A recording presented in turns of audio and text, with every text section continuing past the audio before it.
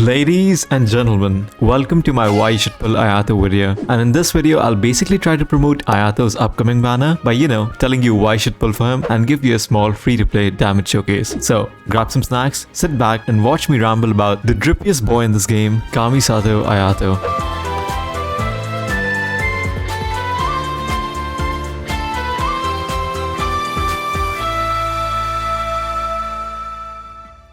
So first, let's start with one of Ayato's biggest pros, his simplicity, because he's a very straightforward and an easy character to play. What makes this thing even better is that he's an E-skill based DPS. This basically means that you don't have to worry about energy for your burst, or even have to think about the annoying stamina consumption thing, because as long as you press your elemental skill, you can shing your enemies away.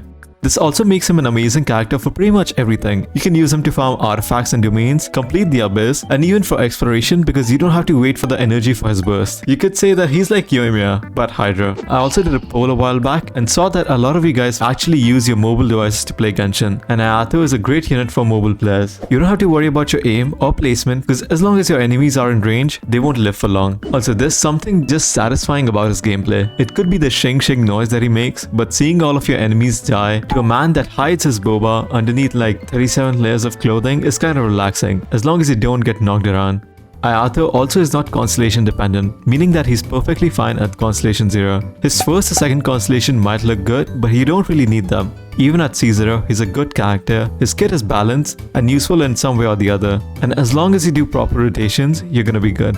One of my favorite strengths about Ayato is that he's a very versatile character, and because he's Hydro, he can make use of a lot of reactions. It's actually wild. You can use him in Vaporize, Electrocharge, or even Freeze teams. But even if you don't want to use him with reactions, you could just put him in a team with Yunjin, Zhongli, Benny, or an Animo support and build a mono Hydro team, and he'll be decent there as well. He is kinda similar to Chal, but Ayato is kinda easier to play. And now, while we're talking about the builds, let's also go over his artifacts, because this guy can mix and match and use a good number of artifacts. It's pretty insane. You must have been thinking of using the 4-piece Heart of Depth set, and well, it happens to be his go-to set. Still, if you don't want to farm that god-forsaken domain, I have some good news for you, because this guy can also use 4-piece Gladiators, 4-piece Echoes if your ping is good, and a combination of 2-piece Hydro and 2-piece attack sets. What makes this thing even better is that the Heart of Death set and the Glad sets are in the artifact strongbox, so you can take your bad artifacts and turn them into even worse pieces. And this is pretty much where his similarities with Yoimiya end, because he also has a pretty large AoE. This means that you can deal with a large group of enemies and don't have to worry about him missing. Also, I usually say that these banners are good, but I'm not gonna lie, Ayato's banner is kinda meh. Sara is great for Electro DPSs, and you probably don't have a C6. Sayu, well, she's good for taxing around Tivat, but that's about it. The only character here that could be used with Ayato is Rosaria. You can put her in the freeze team with him, and also her constellations are pretty good. Honestly, I'm kinda surprised that they didn't put Yunjin in, because she goes really well with him.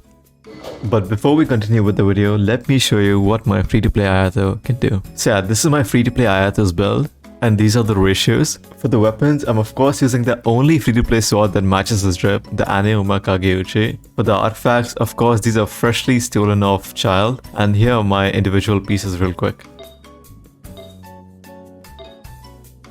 He's of course at Constellation 0, and the talents are at 6, 8, and 8. And now here's around 30 seconds of gameplay with some of my favorite Ayato teams.